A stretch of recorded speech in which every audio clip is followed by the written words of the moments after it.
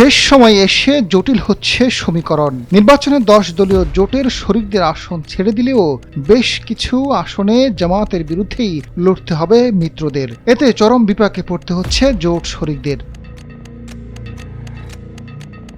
জামায়াতের পক্ষ থেকে 7টি আসনে ব্যালট পেপার থেকে দাঁড়িপাল্লা প্রতীক বাদ দেওয়ার জন্য আবেদন করলেও নির্বাচন কমিশন নাকচ করে দিয়েছে। ইসির এই সিদ্ধান্তের ফলে জোটকে ছেড়ে দেওয়া প্রার্থীর সঙ্গে প্রতিদ্বন্দ্বিতা করবে জামায়াতের প্রার্থীরা। আগামী 12 ফেব্রুয়ারি নির্বাচন অনুষ্ঠিত হবে। শেষ সময়ে দাঁড়িপাল্লার সরানোর সুযোগ নেই। বৃহস্পতিবার ইসির উপসচিব মোহাম্মদ মনির হোসেন জামায়াত সেক্রেটারি জেনারেল গোলাম মিয়া পরওয়ারকে এক চিঠিতে বিষয়টি জানিয়ে দিয়েছেন। এর আগে দাঁড়িপাল্লা প্রতীক ব্যালটে না রাখার আবেদন করেছিলেন জামায়াত সেক্রেটারি জেনারেল।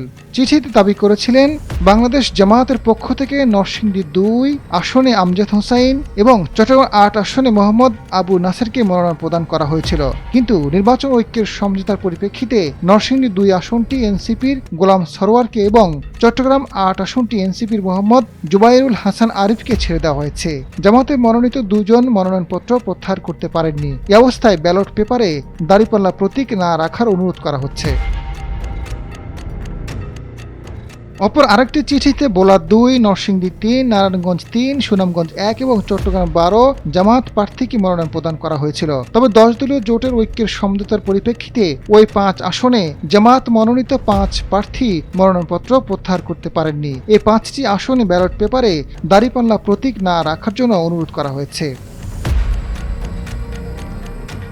এদিকে জামায়াতের দাবির প্রেক্ষিতে নির্বাচন কমিশন জানায়, গণপ্রতিনিধিত্ব আদেশ 1972-এর অনুচ্ছেদ 16(2)(a) যে ক্ষেত্রে কোনো নিবন্ধিত রাজনৈতিক দল লিখিত নোটিশ দ্বারা প্রার্থিতা প্রত্যাহারের তারিখের পূর্বে চূড়ান্ত মনোনয়ন সম্পর্কে অবহিত করিবেন এবং উক্ত দলের অন্যান্য প্রার্থীর প্রার্থিতা স্থগিত হইবে। তবে এ অবস্থায় প্রতীক প্রত্যাহারের সুযোগ না থাকার বিষয়টি অবগতি করা হয়েছে।